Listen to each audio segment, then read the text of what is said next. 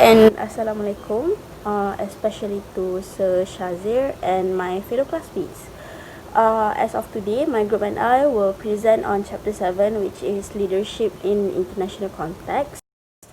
The first presenter is me. My name is Nasha binti Nasir, followed by Nurul and then Mohamad Anwar Rahimie, and last but not least, Nur Atassha. There are two subtopics. The first one is Foundation of Leadership, consists of Theory X, Y, and Z. And the second one is Recent Findings and Insights about Leadership. There are 6 learning objectives. The first one is describe the basic philosophic foundation and styles of managerial leadership. And then examine the attitudes of European managers toward leadership practices, compare and contrast leadership styles in Japan and United States, review leadership approaches in China, Middle East, and developing countries, examine recent research and findings regarding leadership across cultures. Last but not least, discuss the relationship of culture clusters and leadership behavior on effective leadership practices, including increasing calls for more responsible global.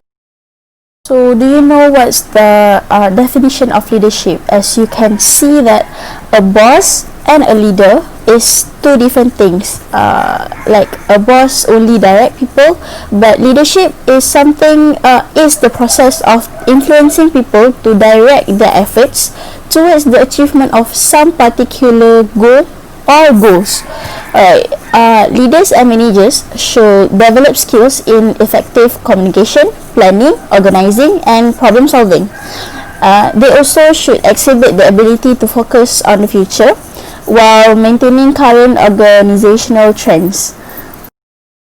So, effective global leadership. It is one of the essential competency of leading multinational companies.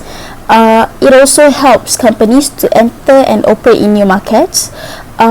This can achieve through the use of structured programs that are designed to develop skills and capabilities, which help the firms become more culturally sensitive, adaptable, can adapt, and able to effectively manage in challenging global environments to the changes. Right.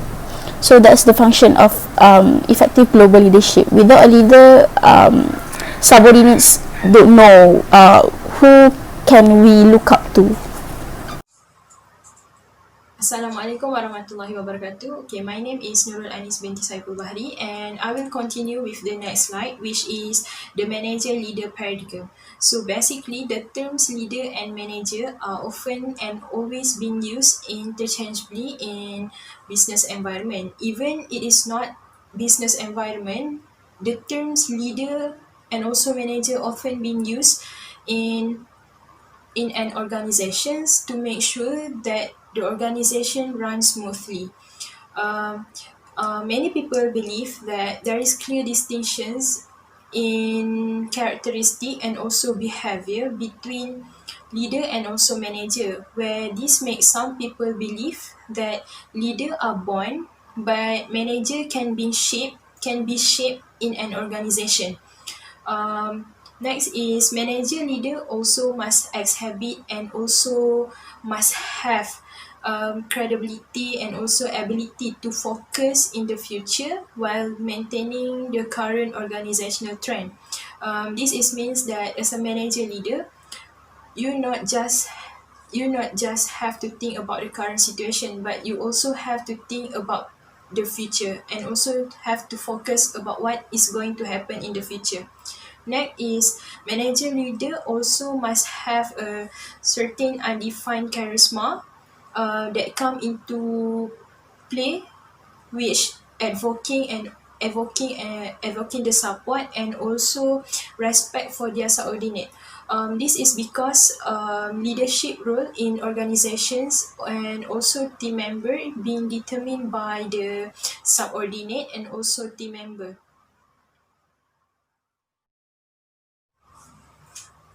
Moving to the next slide, which is manager positions.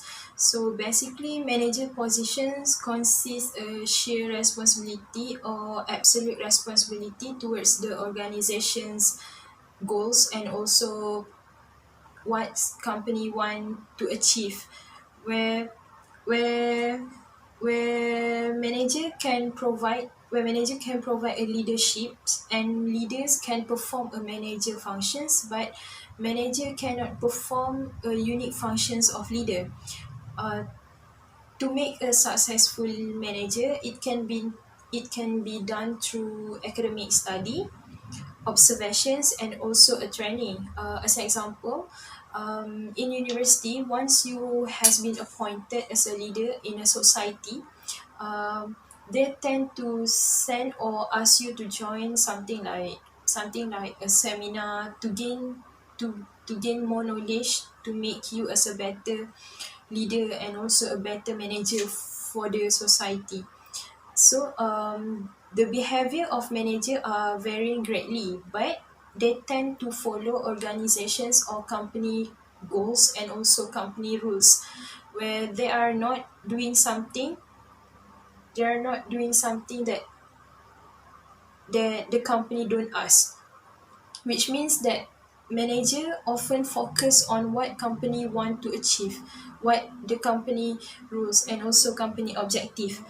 This is because manager journey consists of striving to always do the things right.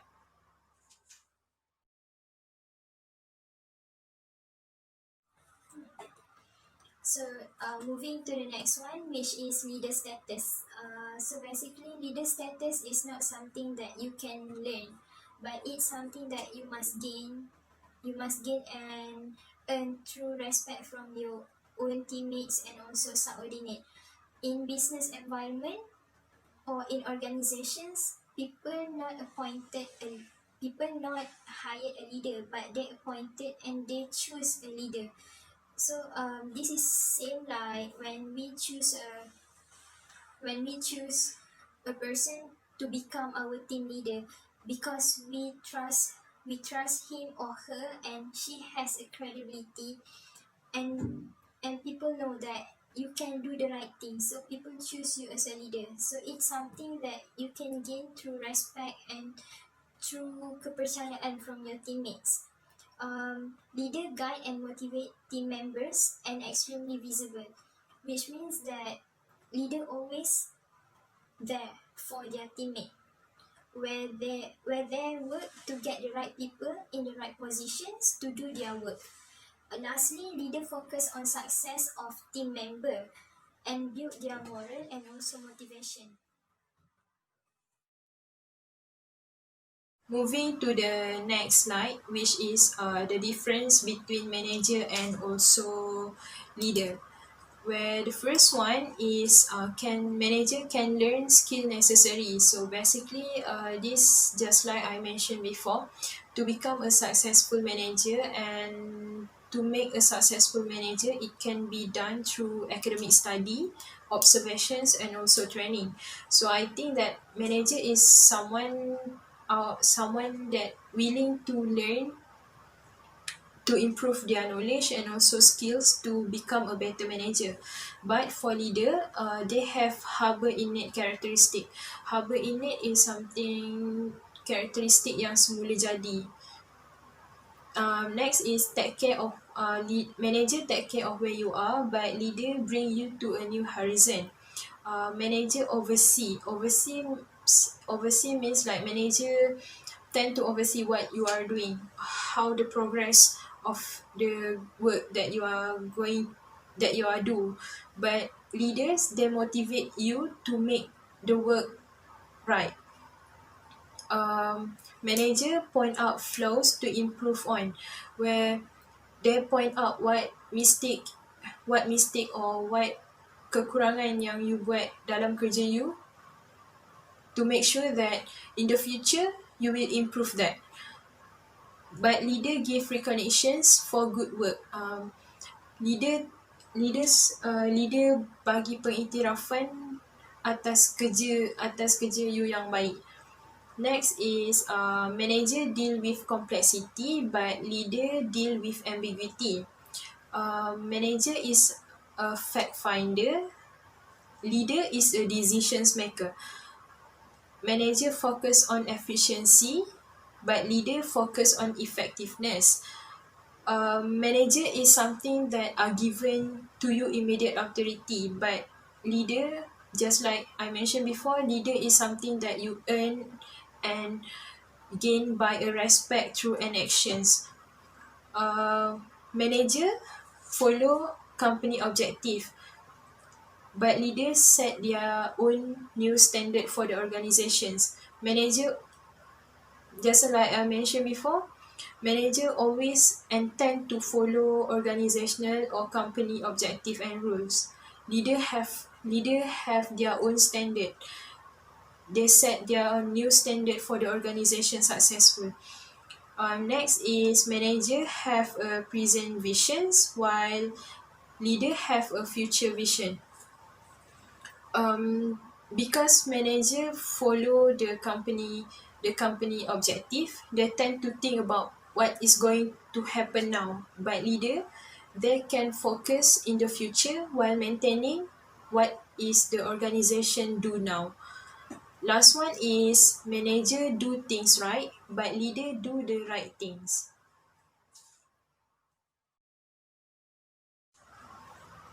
Moving to the next slide, which is philosophical background. So philosophical background is related on how leader behave as they do, is rooted on their philosophy and also belief on regarding how they direct and they control their subordinate effectively in an organization. So a different manager or leader that have a different belief will use the different types of leadership style to direct their subordinate in the organization. There are three types of philosophical background, which is theory X manager, theory Y manager, and also theory Z manager.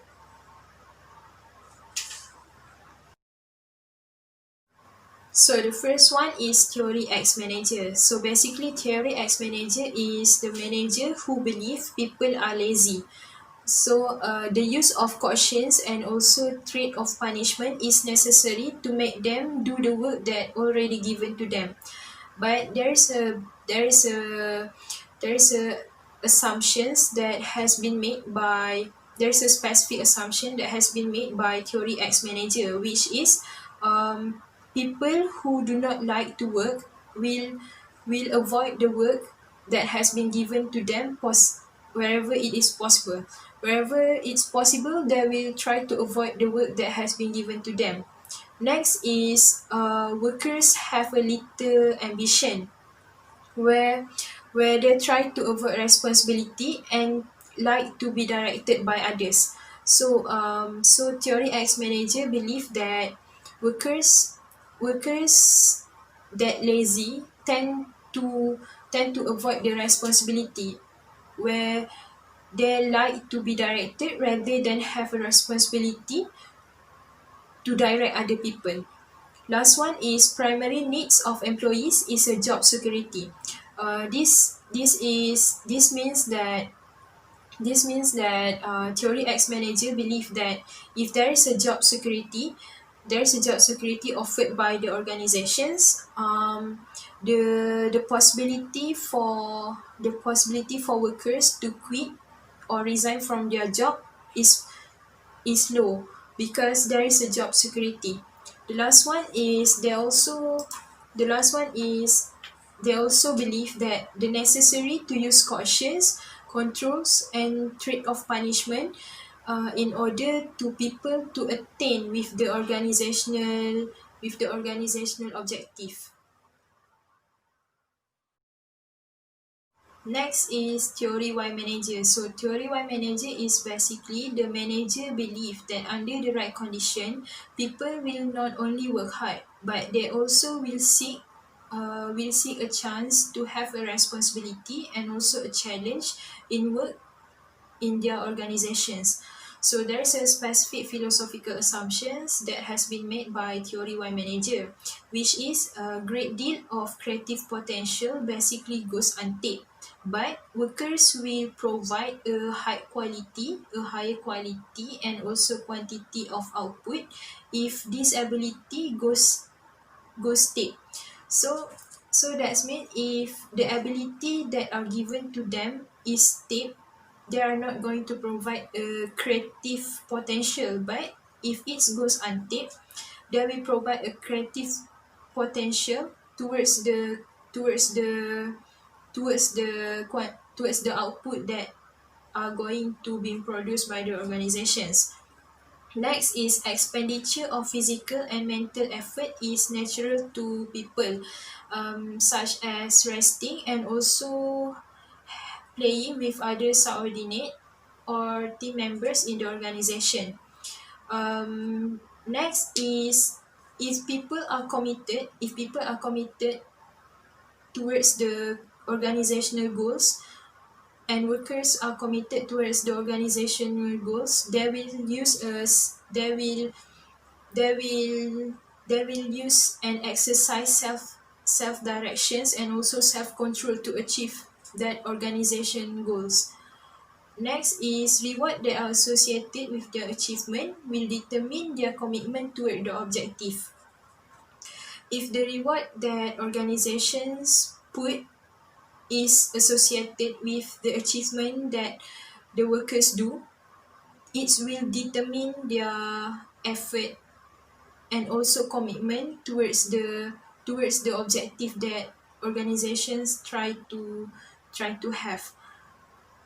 Next is under a proper condition, the average human being learn not only to accept but they also will seek a responsibility. Last one, capacity to exercise a relatively high degree of imagination, ingenuity, and also creativity is widely distributed throughout the population. This is where theory Y manager believe that the capacity to exercise the high degree is throughout the population is the solutions of the organizational problems. The last one is theory Z manager. So basically, theory Z manager is a manager who believes that their workers will seek for opportunities to participate and also involve in the management in their organizations because they are being motivated through teamwork and also the responsibility sharing in the organizations that they work with. So there are specific philosophical assumptions that has been made by theory Z. The first one you can see in the slide, which is people are motivated by a strong sense of commitment to be part of the organizations in where they work with. Followed by employee will seek out responsibility and opportunity to advance in an organizations where if they want to be advanced in the organization, so they are willing to seek for the opportunity to be in that place. So followed by the employees derive self satisfactions and also contribute to organization success through teamwork. So managers that believe that through teamwork, the employees will derive their self satisfactions and also will contribute towards the achievement of the organization's goals. Next is employees who learn different aspects of the business will be a better positions to contribute to a broader goals of the organizations, where this means like if you have a different skills and also different knowledge, you are going to be in a better positions to contribute more towards the organization's goals, where you can help the organizations to achieve to achieve their to achieve their objective since you have a different knowledge in a business aspect. The last one is the organizations will engender in employees strong bonds of loyalty and also make the organizations more successful and productive. This is by making the commitment to employee security lifetime and also long employment, where this means that if manager Zach believe that if you want to make the company more successful and to achieve the organizational objective, you can put a job employee security, employee security. So um the workers think that, so the workers will think that there is an employee security, so they doesn't think about quitting the job, since there is a benefit for them if they help the organizations achieve their objective. This is meant by. Next is leadership behavior and style, which is there is three types, which is authoritarian leadership, paternalistic leaderships, and also participative leaderships. So the first one is authoritarian leaderships. Authoritarian leaderships is the use of work center behavior that designed to ensure task accomplishments. This is involve the one-way communications between the manager to their subordinate, where authoritarian leaderships focus on progress, work procedure, and also roadblocks that are preventing from organizations to their goal attainment. So basically, authoritarian leaderships has been used to handling a crisis, but for some manager and leader, they employ this as their primary style regardless of the situations. Okay, the example is Romania. So why Romania is basically, Romania has been influenced by Romanian communistic roots that are stressed the importance of completing planned production. Next is paternalistic leaderships. Paternalistic leaderships basically the use of work center behavior coupled with protective employee centered concern. Um, this leadership style can be summarized by a statement. As example, the leader say to their employees, work hard, and the company will take care of you. Where they expect their employees and also workers will work hard to achieve their organization's objective. um, they also paternalistic leaderships also satisfy some employees' need, which the expectations with the leader aspect, the workers will work hard, so there will be in return for the workers, which is the organizations will satisfy some of employees' needs. As example, in the books, which is they are given security benefits such as medical and also retirement program. Usually, paternalistic leadership's behavior satisfies some employee needs. In return, subordinate tend to exhibit loyalty and also compliance towards the organizations. The last one is the example for paternalistic leadership is Mexico. So in textbooks, page 475, basically Mexico has the high paternalistic leadership. This is because apart to Mexican culture, value of respect for hierarchical relations, and also a strong family and personal relationships, and the fact that the absence of welfare of employment benefit. But the extra example is in Malaysia, paternalistic leadership act as a positive reinforcer, where because paternalistic treatment in contingents of subordinate task accomplishments. Last one is participative leadership. Participative leadership is basically the use of both work or task-centered and also people-centered approach of leading subordinate, where the leader encourage their people to play an active role in assuming of their work, and also authority usually highly decentralized. Decentralized means you can last in the last topic they already explained about what is decentralized. So next is leader motivate employees through consulting, encouraging joint decisions, or delegating responsibility. There's delegating responsibility, something like leader give an authority for non-managerial positions to make to guide or to lead other subordinate. So as example is Scandinavian country. So in the page of 476 state that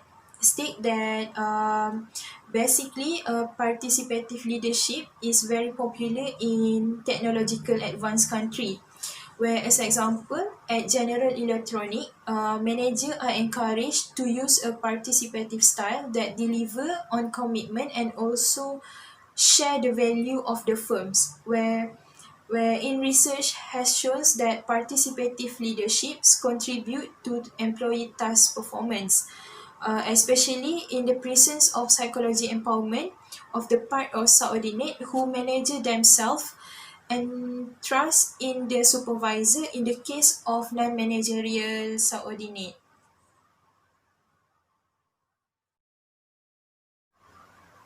Next is leader and subordinate interaction. So there is three types, which is authoritarian leader, paternalistic leader, and also participative leader. So for authoritarian leader, it is a one-way downward flow of interactions, and also influence between leader and also subordinate. So the informations will be from leader to their subordinate. For paternalistic leader, which is continual interactions and also exchange of informations between leader to subordinate and subordinate to leader. So the informations will be from leader will be given to subordinate, and subordinate will give a feedback to the leader. So there is an exchange informations between leader and also subordinate. The last one is participative leader. Participative leader is basically a continual interactions and also exchange of informations and influence between leader and subordinate to leader, and also subordinate and the other subordinate. So the informations will be given by a leader to the subordinate, and subordinate will give such a feedback to the leader. So there is interactions between leader and subordinate, and also the informations will be exchanged and influenced between subordinate to the other subordinate.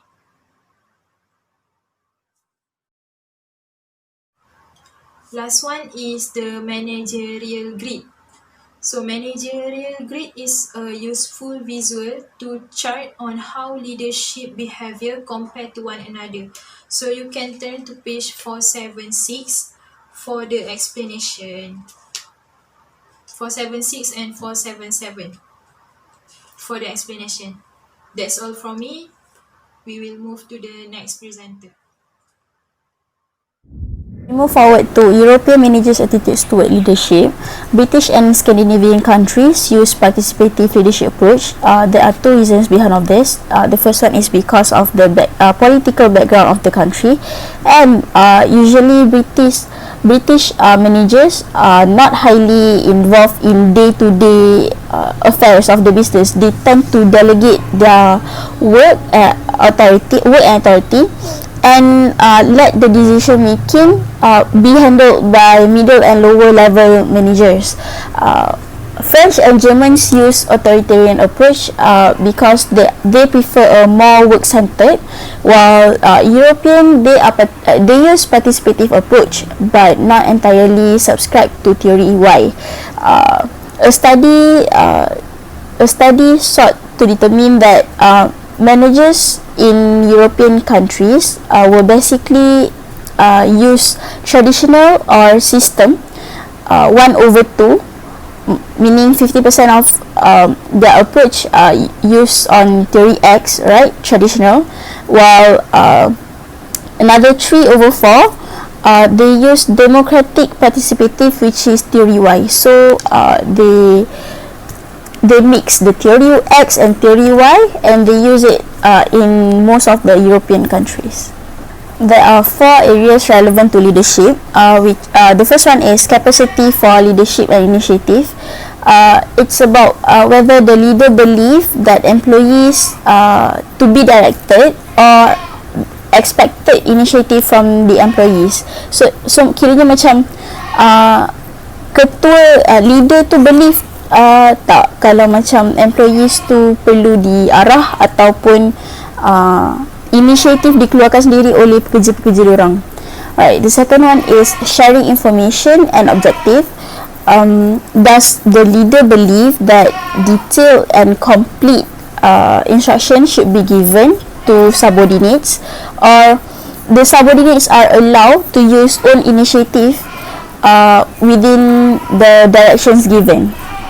Alright, and then the third one is participation. Leader tu support ke tak participative practices ni? Suka hati kalau subordinate dia nak campur tangan atau tak, dia setuju ataupun tak, dia support ataupun tak. Last but not least is the internal control.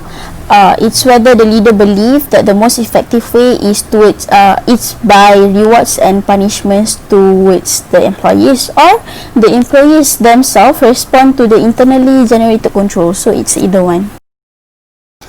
So level, size and age affects the European managers' attitudes towards leadership. You can see that higher level managers tend to express more democratic values than lower level managers in some countries. As an example, in England, higher level managers express more democratic values than the lower level managers, but in United States, the lower level managers tend to show more democratic values compared to higher level managers. So that's the difference between United States and England.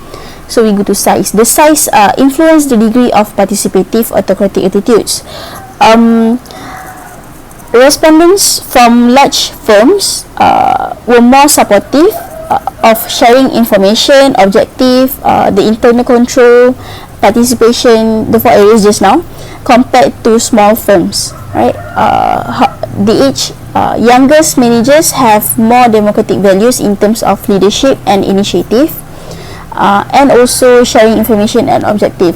Example, younger managers in both United States and Sweden espoused more democratic values than the older counterparts in Belgium, and so on. Japanese leadership approaches, they use paternalistic approach towards leadership. The Japanese have greater belief in capacity of subordinates for leadership and initiative, and the people express attitudes towards the use of participation to a greater degree than others, above average in sharing information and objective using internal control. Alright, so this the study shows that Japanese respondents scored the highest on the 4 areas that I explained just now, and the findings provide evidence that Japanese leadership have considerable confidence in overall ability of their subordinates, and they use a style that allows their people to actively participate in decision. So nak cakap yang leadership in Japanese, diorang delegate authority yang diorang dapat untuk buat decision semua, bukan pada leader saja tapi pada semua subordinates juga. Subordinates boleh participate untuk buat decision. The Japanese also place a strong emphasis on ambiguous goals.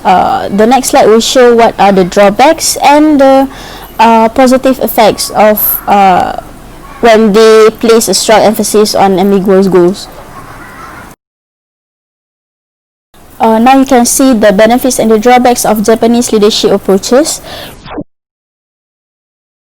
You can see that subordinates spend a lot of time over preparing their assignments because of they typically unsure of what their manager wants them to do. But This has a number of important benefits, which the leader maintains stronger control of the followers, where bila followers ataupun subordinates dapat join untuk buat decision sekali, so the leader maintains the stronger control. Alright, manager also ensures that the personnel are prepared to deal with any situation and all its ramification, because of diorang kena prepare a lot. Tadi kan dah cakap over preparing the assignments, so somehow benda tu buat personnel or subordinates are prepared to deal with any kind of situation, any kind of problems, right? Last but not least, the benefits are the leader maintains order and provide guidance. So dia just not bila kiranya macam even kalau diorang pergi meeting, tak ada boss diorang pun tak apa, sebab the subordinates dah tahu dah apa benda diorang nak kena explain, sebab leader dah guide diorang. Remember that I said there are 4 areas relevant to leadership, which are capacity for leadership and initiative, participation, internal control, and sharing information and objectives. So what are the differences between Japanese and US leadership styles? The first one is large US firms tend to be more democratic than the small ones, but there are differences between these US firms and Japanese firms. The second differences are younger US managers tend to be more democratic attitudes within the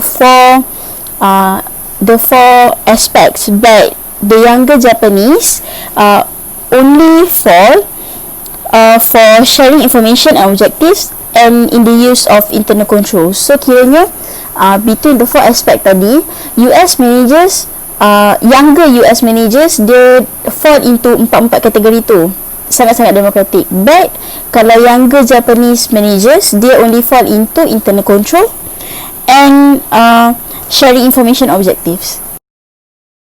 So another research found out that US managers focus on opportunities, while Japanese focus on heavily on the problems.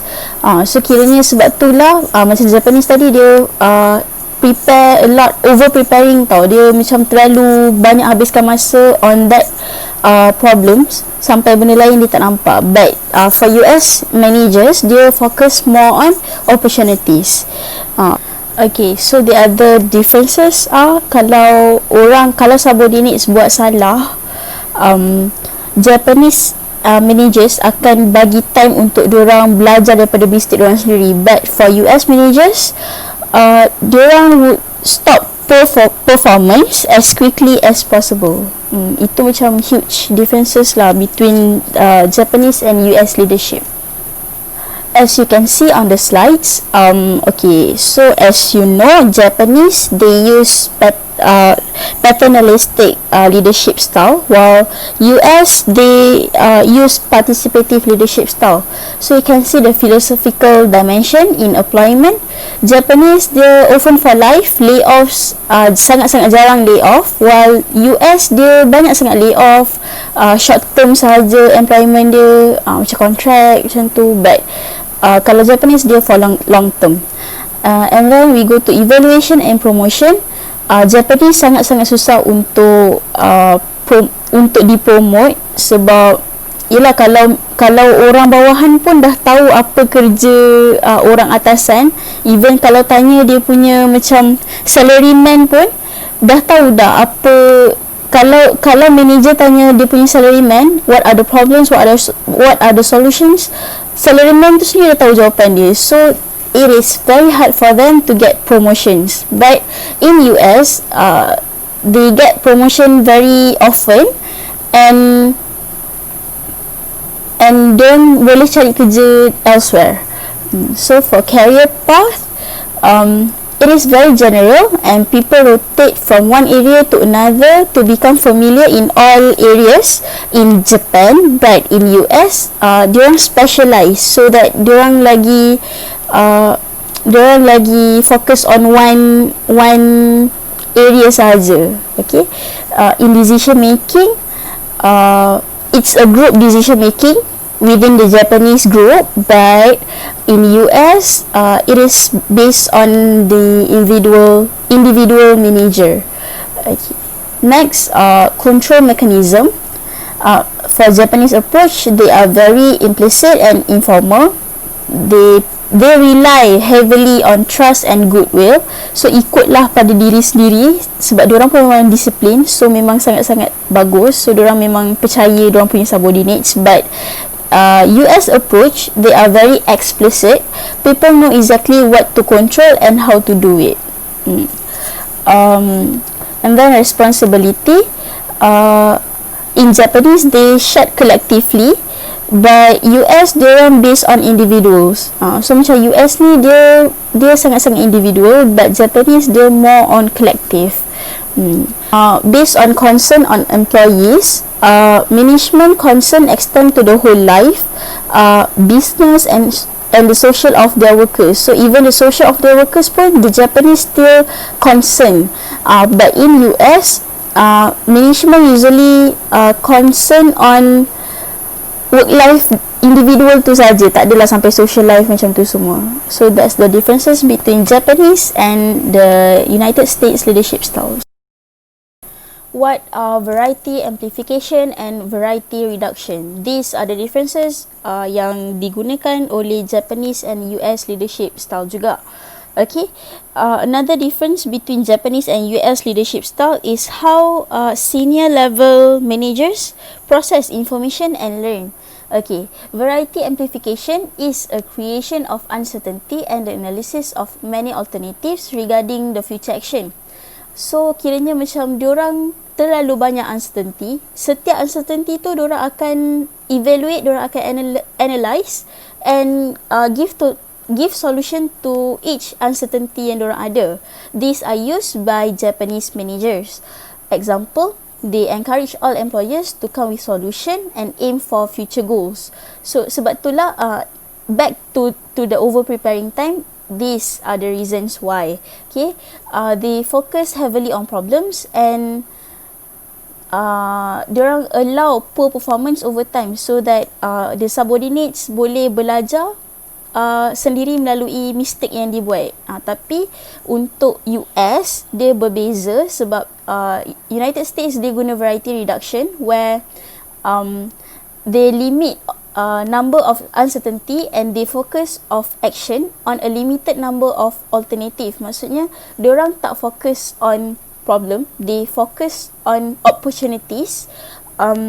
Diorang just fokus, tak adalah sampai banyak sangat, tak adalah semua uncertainty tu diorang take into and analyze semua tu, tak. These are used by the US managers lah. Example, formal training like patterning and mentoring, they use it between the managers and subordinates, and then they limit scope of question and issues so that tak banyak isu yang keluar, uncertainty pun jadi tak banyak. They only emphasize on one or two aspects je compared to Japanese study. Japanese dia emphasize on every aspect, every problem, uncertainty tu semua. And then yes, as I said, they focus on opportunities and they straight away stop poor performance quickly. Diorang tak nak poor performance ni. Kalau macam Japanese dia bagi, kalau subordinates dia buat salah, okey tak apa, kau belajar sendiri macam tu. Tapi tak, untuk US managers, they won't allow it. So additional information, US managers dia fokus on experience. Maksudnya kalau ada projek, ada experience, pernah buat tak projek ni, projek yang seakan macam ni. Kalau pernah, okay, then you take the project. But Japanese managers dia fokus more on creativeness. Diorang akan fikir, diorang tak rely 100% on diorang tak rely on experience, they rely on creativeness, on how to solve the problems, how to buat project tu semua instead of experience. So that's all from me. Let's go to Anwar. Assalamualaikum to Shazia and all my fellow classmates. Now I will present for subtopic 3.0, which is the recent finding and insight about leadership. Okay, now let's move to the next slide, which is 3.1, transformational, transactional, and charismatic leadership. Okay, the first one I will be explaining is for transformational leadership. Okay, this type of leader are the one who are most likely who are having the visionary agents with a sense of mission and who are capable of motivating their follower to accept new goals and new ways of doing things. So this type of leader are usually the one to be the main leader, so he can be example for for his or her follower, which they will come with a mission, a vision, and also will be motivating their follower by accepting the goals, accepting the way of doing their thing, maybe the new system that create by this leader, and he or she will ensure that their follower will be following on the idea that he or she proposed. As an example that we can see in this slide, which is the Elon Musk, who is the CEO or the founder of Tesla. He is the leader, the type of leader which is he will be teamed up with his people who have the same idea, the same thought with him.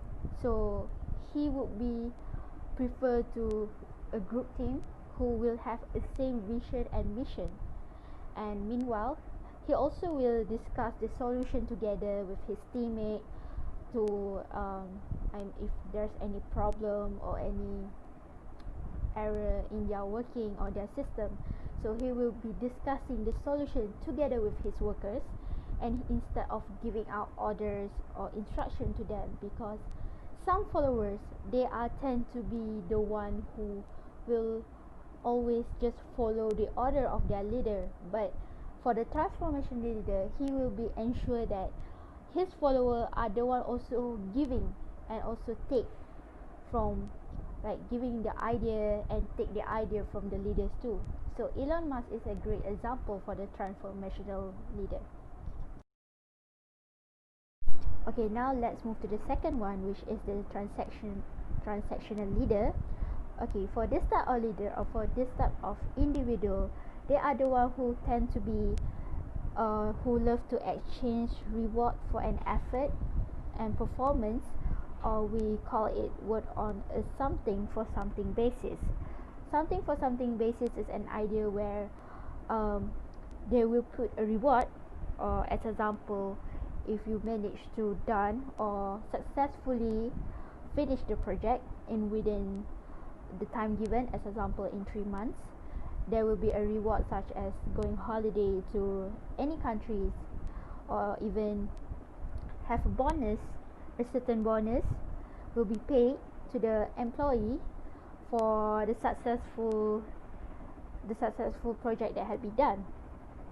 So for the transactional leader, I think is Bill Gates is the suitable example for this type of leader, because he is someone that believes that if he show the problems and the solution to his employee, so then his employee will be moved to act or to take action to do the work, as he is not someone who are easy to engaging or someone who have a great communication between himself and his employee.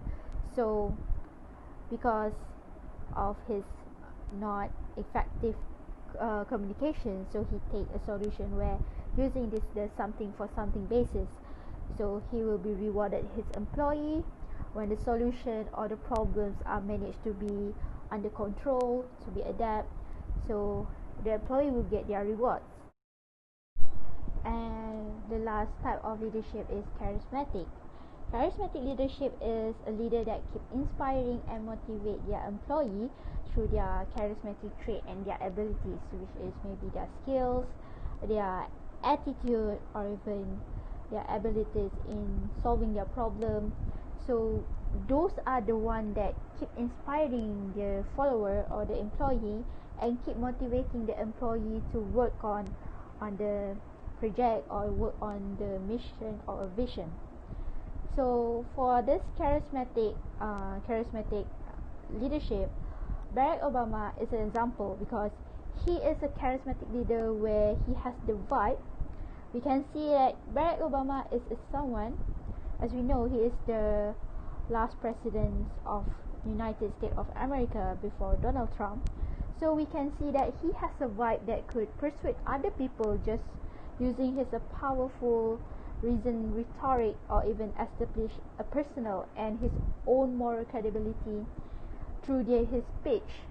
So we can see online that his speech are usually the type of speech that he will be inspiring people to keep motivated, no matter his employee or even his follower or his own citizen.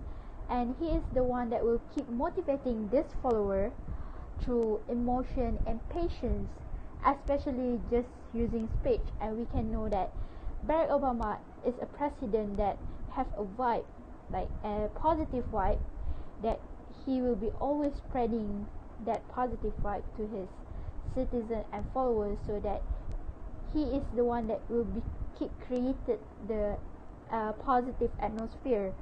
So when the atmosphere are really positive, usually employees are tend to be motivated to work on a project or work on things such as work, vision, goals, especially when it comes to company. So charismatic leader is a kind of leadership that will keep motivate their employees too.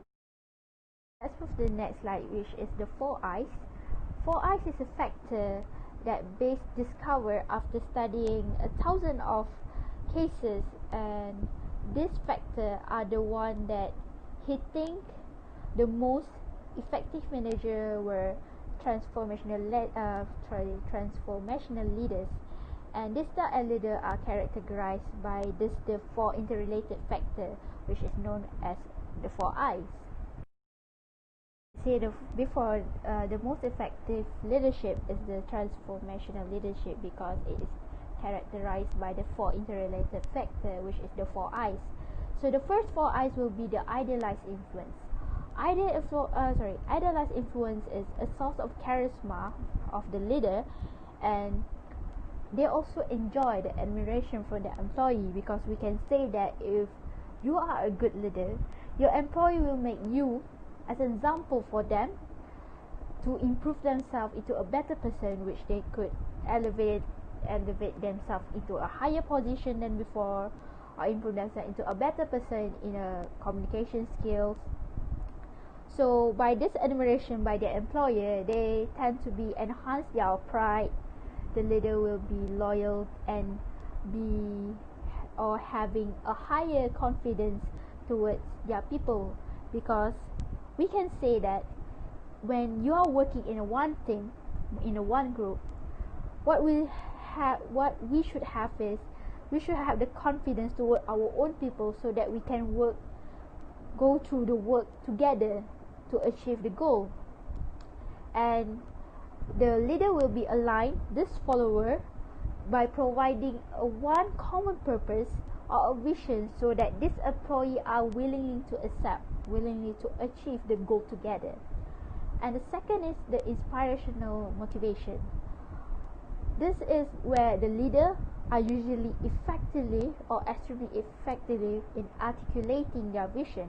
What I mean by articulating their vision is they tend to be define it very clearly, pronounce the idea, pronounce the vision or the vision clearly towards their employee, and they tend to believe in a clear-cut way, which is, we can say that it's clear, it's easy for the employee to understand, as providing an easy to understand sense of purpose regarding needs to be done. So as example, in a group assignment, you will be assigned every task to each of your group member, and when you assign the task, you will be explain the task clearly, so your group members know what they should be do.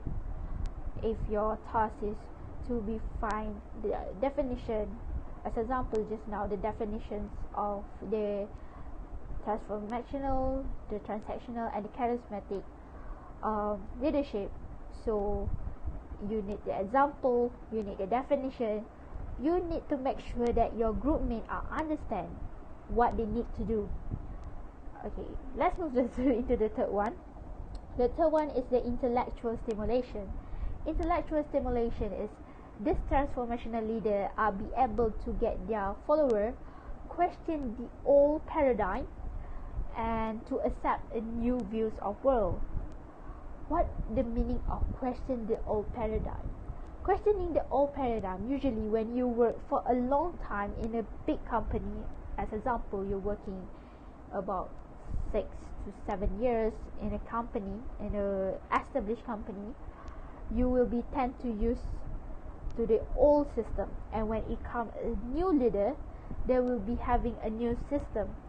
So the intellectual stimulation is where the factor where this follower will be comparing the old system and the new system, and when they are accept this new system, they will receive the new views of the world and know how the work need to be done. Okay, the last one is the individualized consideration. Individualized consideration is we can say that what the employee needs and what the employee concern. So this transformational leader, they are able to diagnose and elevate the need of each their follower through the individual consideration.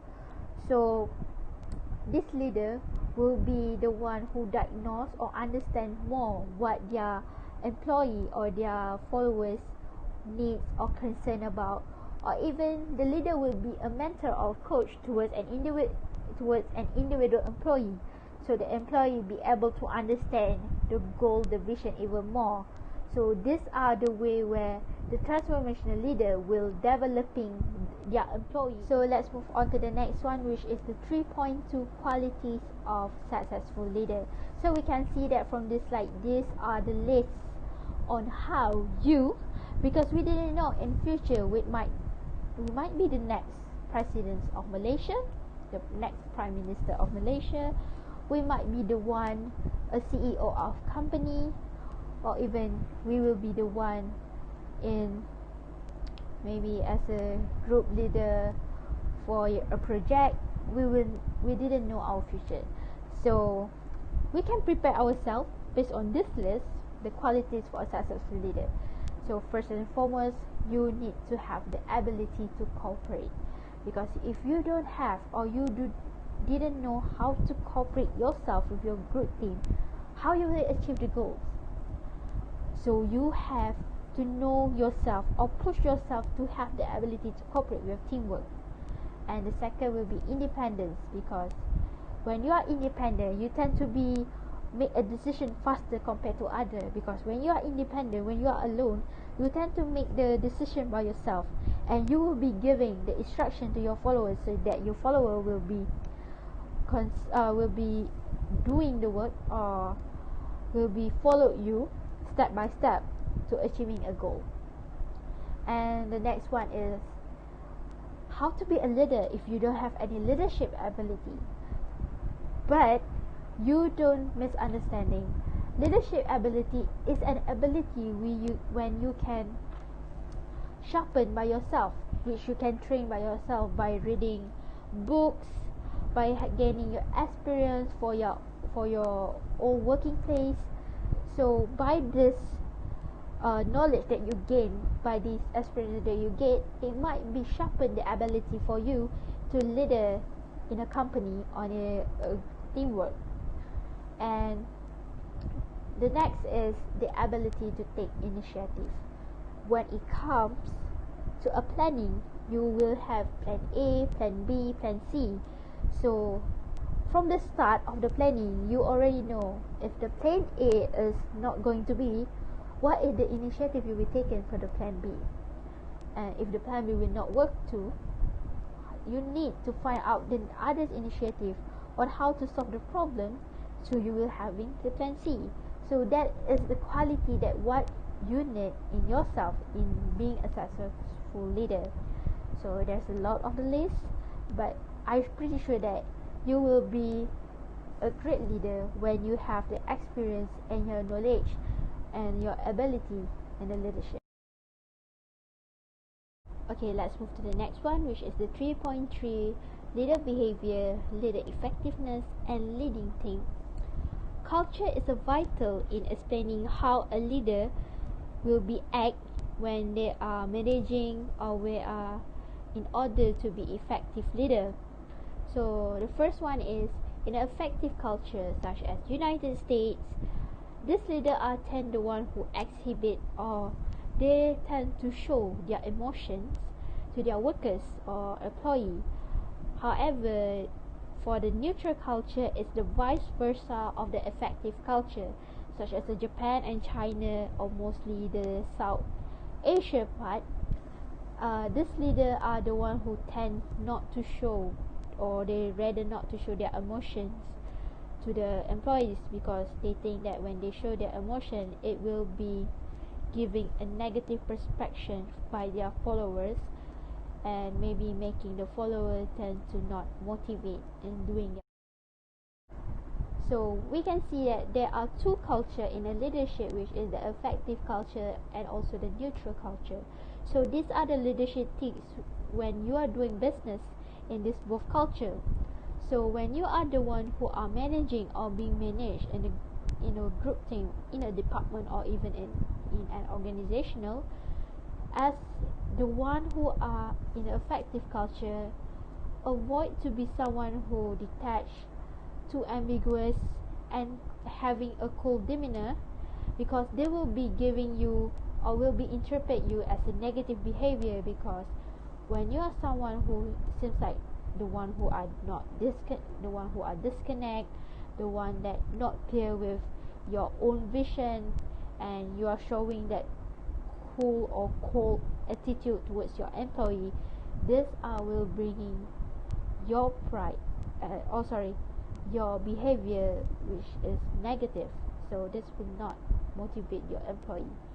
And the second one is find out whose work and enthusiasm are being directed into which project, so you are able to appreciate the vigor, which we can say the effort and the commitment that they have for this effort. So you will be make sure that you recognize, as if there are 3 projects, make sure you know who are the one in this project, who are the leader, who are their workers in each of the project, and you need to appreciate the effort that they keep giving and the commitment when they are trying to successfully making this project into something that achieve your goal. And the third one is as in effective culture, let people be emotional without personally becoming intimidated or coercive by their behavior. Coercive by their behavior is when their behavior are persuaded by their own behavior. So as I say that before, effective culture is a culture where people tend to show their emotion. This leader are the one who are tend to be the emotion. So this leader can't expect their workers to do not have their emotion. So especially when you're in a stressful or intense situation, when you are as a worker, you will be having a mental breakdown. So sometimes these leaders are not understanding that we are employees, we are not robots. We have feeling, we have emotional. So you as a good leader, you should understand your employees more and making sure that just let them have that emotional without personally so become too intimidated. Just let the emotional lead their employee behavior. So as in a neutral culture, the first one is avoid warm, excessive or enthusiastic behavior, because this will be interpreted as lack of personal control over one feeling and be viewed as inconsistent with one high status. When you are a leader, you are the one in the highest position in an organizational.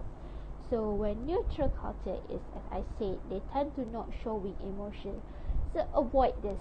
Avoid warm or excessive or enthusiastic behavior, which we can see that enthusiastic is having intense or eager interest, because people will view you as a person that don't know how to control your own emotional, and you will be viewed as someone that is very inconsistent, which is pretty making you look bad as if when you in a higher status or in a higher position.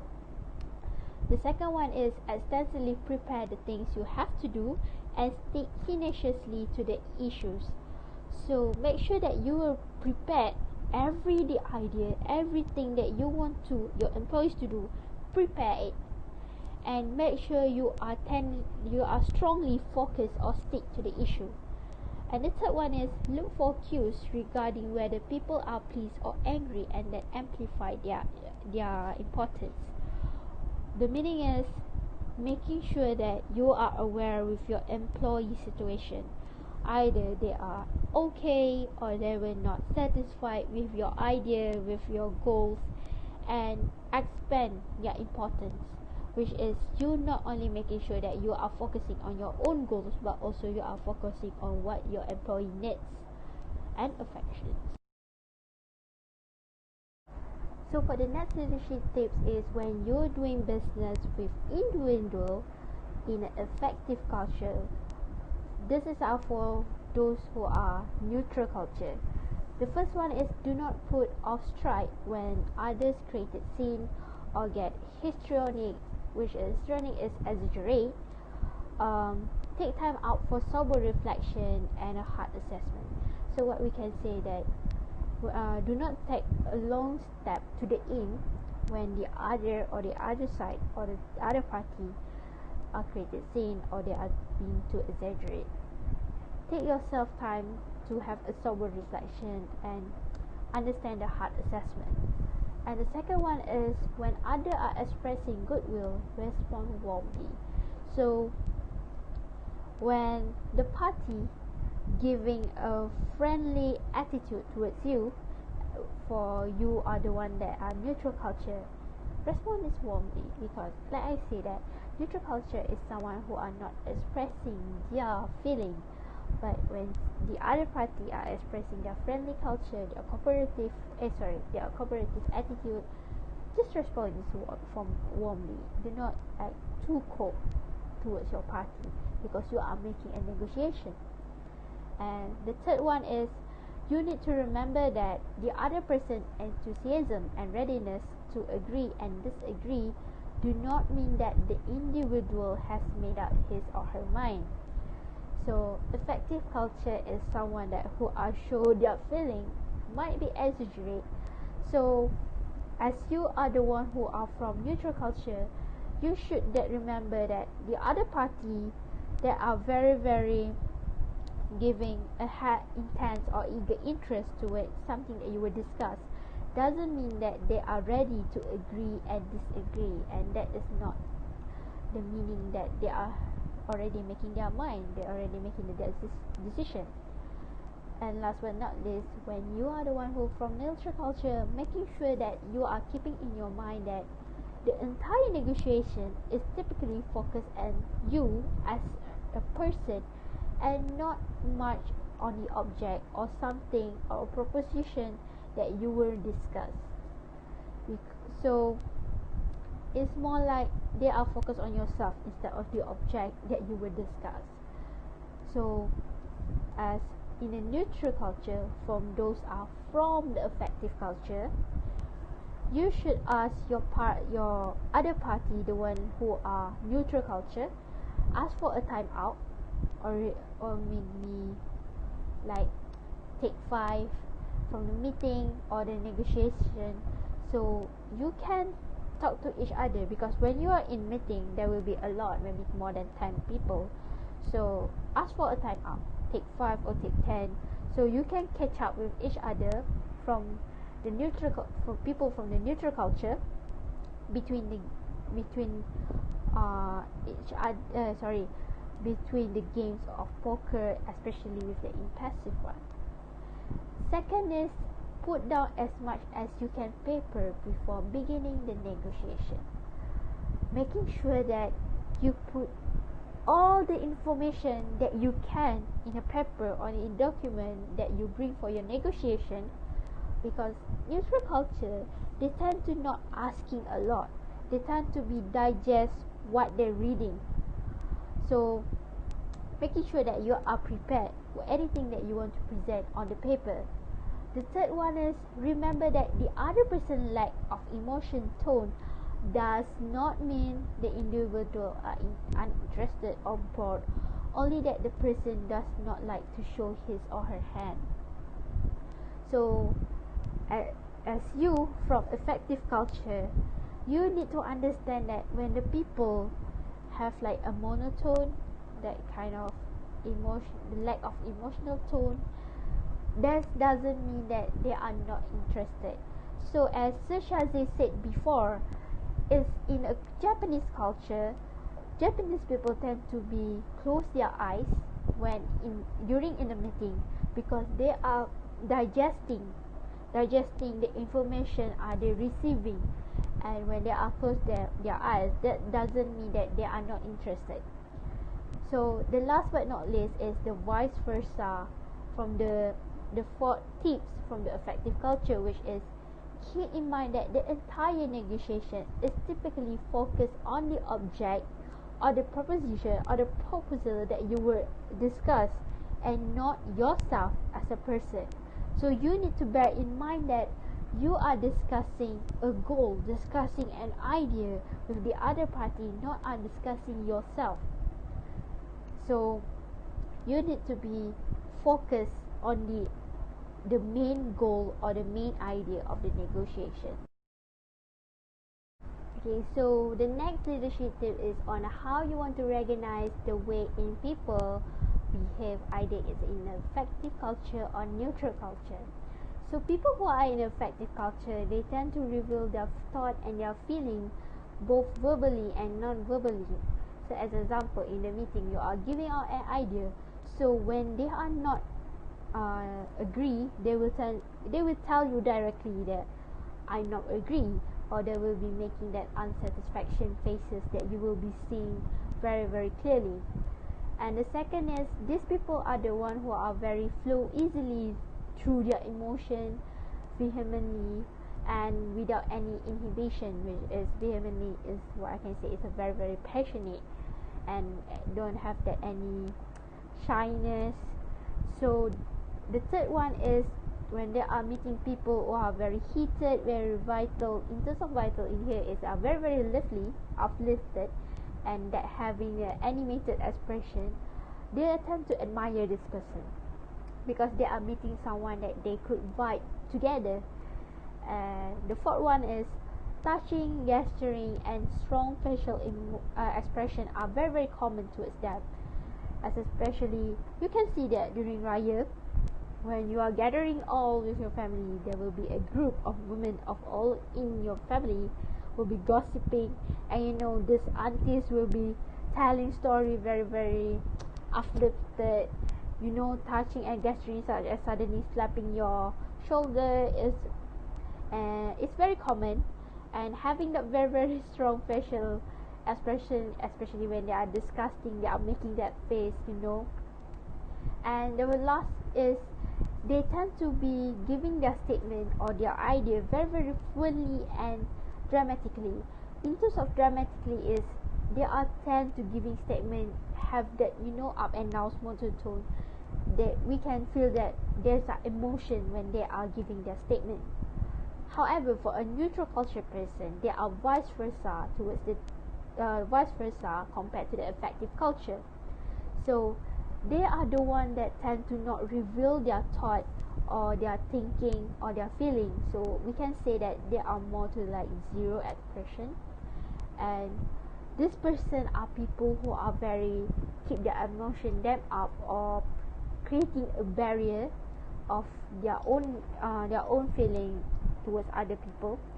But sometimes they kind will be explode when there's something happen, or dissatisfactory feel inside them. The third one is they tend to admire people who have that cool vibe, very very calm but still have the confidence. So these are the people that I admire. The fourth one is physical contact, gesturing, or strong facial expression are not used. Like I said before, in the first point is they tend to have a zero expression. And the last but not least is people in neutral culture tend to give a statement or giving their idea like in a monotone voice. So you didn't know like either they are giving the idea or giving the statement sincerely, or they tend to be seen as the one that do not have any emotion. Hi, Assalamualaikum, and what's up guys? Welcome to my section, which is leadership in the international context. So without any delay, we are going to go through into my section firstly, which is the globe. So what is the globe? The globe, also referred as global leadership and organizational behavior effectiveness. So what are they? They are a research program, a 20-year multi-method 3-phase study, and their purpose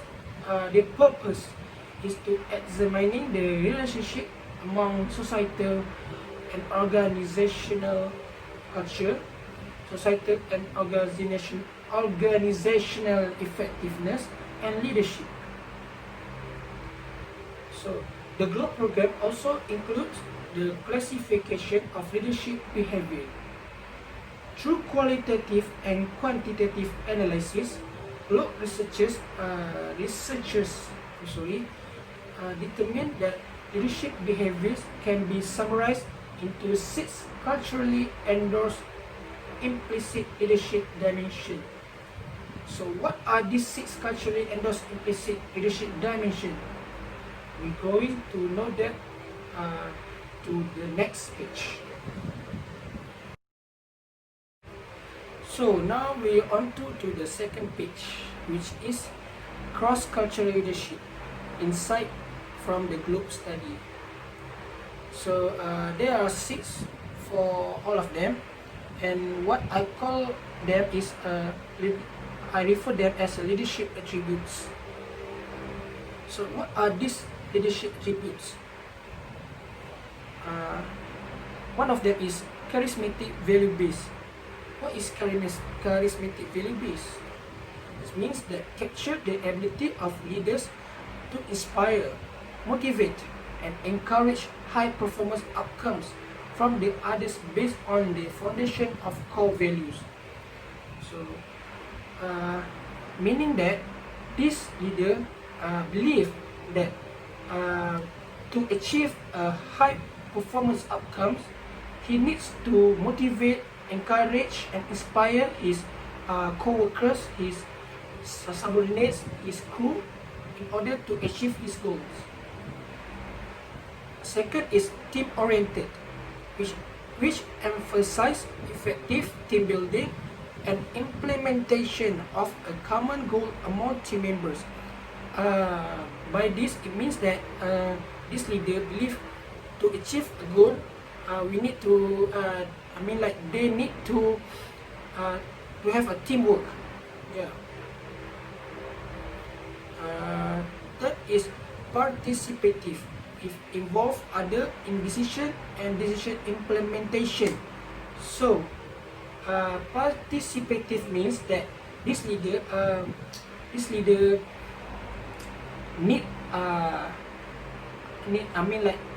also listens to other decisions, not only to him or herself, but from other decisions too, because this type of leader believe that other decisions are also important in achieving a goal.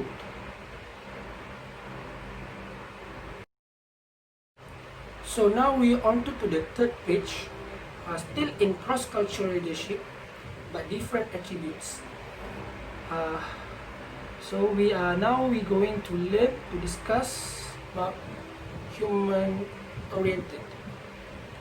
So human-oriented, precise, supportive, and considerate leadership, which means that this type of leader always being so supportive to his members, to his co-workers, to his subordinates, and always being the considerate one. I mean, like, he always think about others too.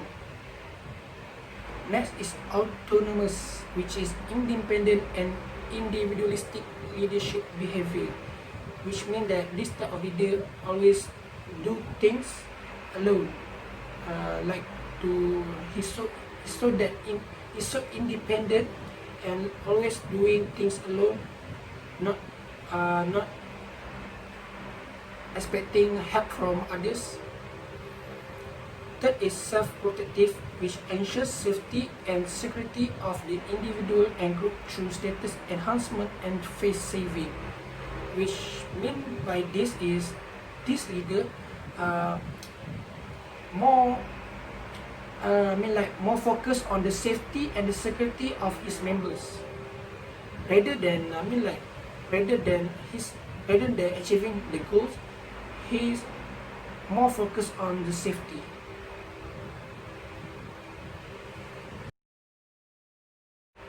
So now we're going to move to the fourth page, which is the relationship between cultural values and leadership attributes. So as if you all remember about what we have discussed from the previous page, those are the leadership attributes, and now we are going to discuss about the relationship between these cultural values and that leadership attributes. So the first one, we got collectivism 1 values, which are views participative and self-protective leadership as main. For example, Sweden and other Nordic and Scandinavian countries apply these cultural values. Next is in-group collectivism 2, values related to charismatic, value-based leadership and team-oriented leadership. Philippines and the other East countries where applied this type of cultural values. And we got gender egalitarian values were positively associated with participative and charismatic value-based leader attributes. For example, Hungary, Russia, and Poland. Performance-oriented values were positively associated with participative and charismatic value-based leader attributes. For example, Switzerland, Singapore, and Hong Kong. Future orientation values were related with self-protective and human-oriented leader attributes. For example, Singapore itself. We got societal uncertainty avoidance values were associated with team-oriented, human-oriented, and self-protective leader attributes. For example, we got Germany, Denmark, and China there.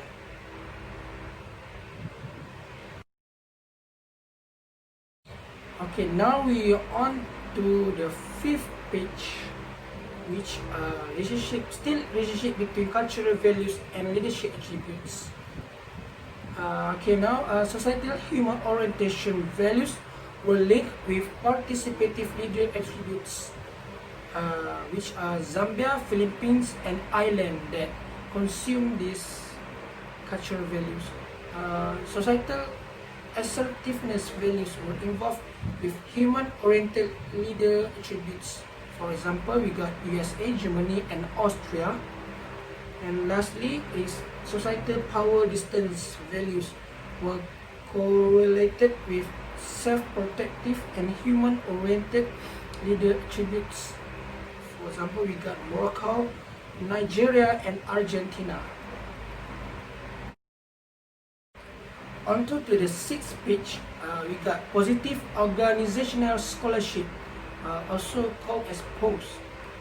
It focuses on positive outcomes, processes, and attributes of organizations and their members. They are consist of 3 subunits with enablers, motivations, and outcomes or effects. We're going by one first, okay? Enablers, which refers to the capabilities, processes, and the structure of the environment. Motivation, unselfish, altruistic, or as having the ability to contribute without self-regard. And for the last is outcome or effect, which also refers to the vitality, meaningfulness, exhilaration, and high quality relationship. For the 7th page, we got authentic leadership, where these authentic leaders possess an all-encompassing package of traits, styles, behaviors, and credits. So authentic leaders, they do not fake their actions, are driven from internal forces, not external rewards, are unique and guide based on personal belief, not others' orders, act based on individual passion and values. And authentic leaders must possess several interrelated qualities, which these are positive psychological aspect, positive morals to guide them through processes.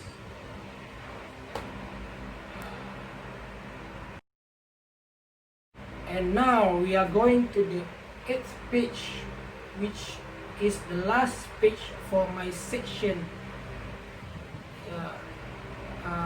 We are going to analyze, to get know what the difference between authentic leaders from traditional leaders. So authentic leadership focus primarily on the internal aspect of the leader, while transformational leadership focus on motivating others, which is a secondary concern with authentic leadership, where transformational leadership, also known as the traditional leader. That's all for my section. Thank you for listening. Hope you guys understood what I have explained to all you guys from my section. And thank you again. Assalamualaikum. Okay, so as Anwar mentioned in previous slide about the authentic leadership, so for 3.7 it is a concept of authentic leadership, which is the ethical and the responsible leadership. So ethical principles provide the philosophical basis for responsible business practice, which is these principles are giving or related to the study of the fundamental of the knowledge, the nature of the knowledge, the reality, and the assistance into their business practice to be more responsible. So this leadership defines the system that are or the mechanism through this principle become actionable. So they are making sure that the principle that they apply to the system can be used to achieve the goals or to meet the need of the organizational. And the second one is responsible global leadership encompasses 3 main things, which is the value-based leadership. No matter on how high position you were, you must to have that leadership that having the core value to making sure that your employee can make you into a looking you as someone who are very, very responsible, because the core value that you imply in yourself. And the second is ethical decision making. So as a leader, you cannot do the decision dramatically or suddenly. There's a step by step, as we learned in the fundamental of management before. There are steps in a decision making. So you as a leader, you have to follow the step. that is why we call it ethical decision making. So the employee will be going through the issue on how to making decision towards an issue step by step. And the third is quality stakeholder relationships. This is where the management or the organization making sure that the group in the meeting are very, very effective in terms of meet the need, the concern or the expectation of a stakeholder in the company. And the third is responsible global leadership must based on these two, which is the first one is the core value of credos. Credo is the belief on something, on how to lead people, that could reflect principle business and leadership practice in high levels of ethical and moral behavior.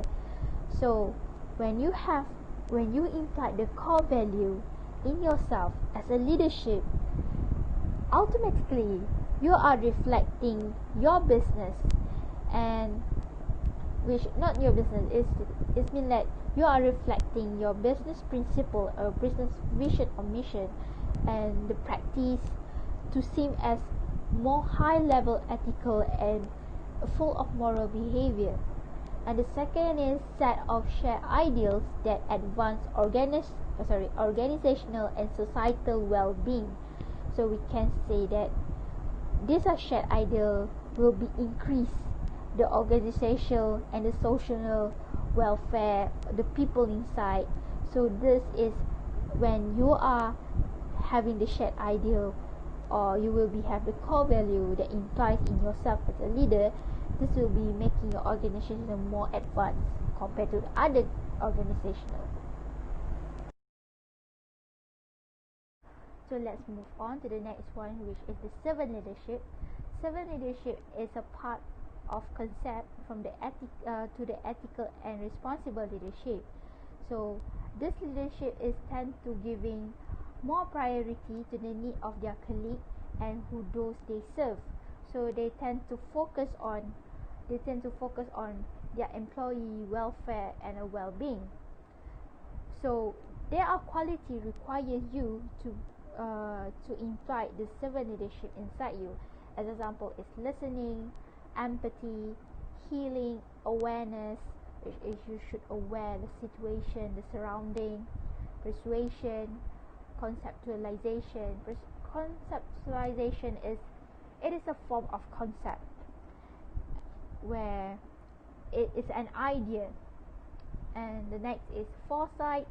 Foresight is when you as a leader, you should know, or you should know how to predict. You can predict on what will be happen if there's an issue that you already addressed. And the next is stewardship. Stewardship is the job of you as a leader that keeps supervising the growth and also building the community in your organization. So last but not least is entrepreneurial leadership and your mindset. So we can see that there's a lot of international new ventures are having a high failure rate. So what are the reasons? So the first one is because of lack of capital and absence of clear goals and objectives. When it comes into the international new ventures, you are pretty sure that there will be spent a lot of capital, and you need to sure that you are having a clear goals and objectives on what your organization will be achieved. And the second is a failure in accurate assessment of market demand and competition.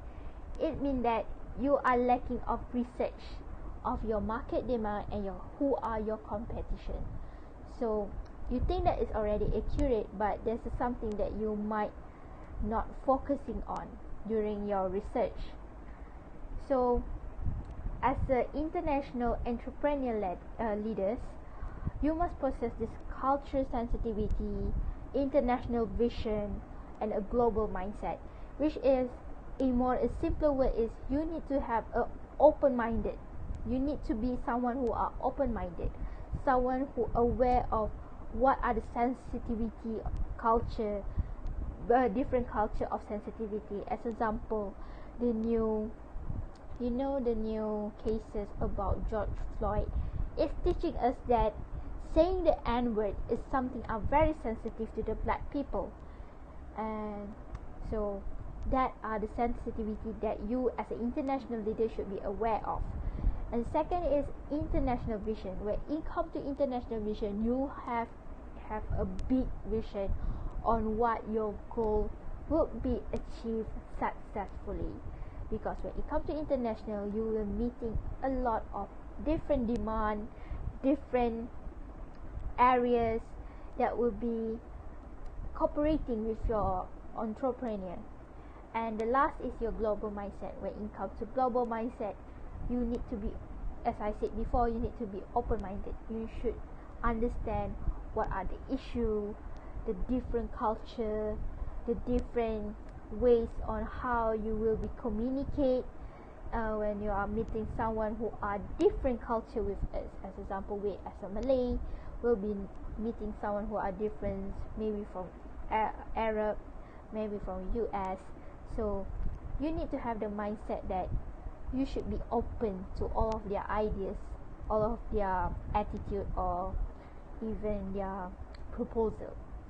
So that's all from me and my group. Thank you to lending your ears to listen for our presentation.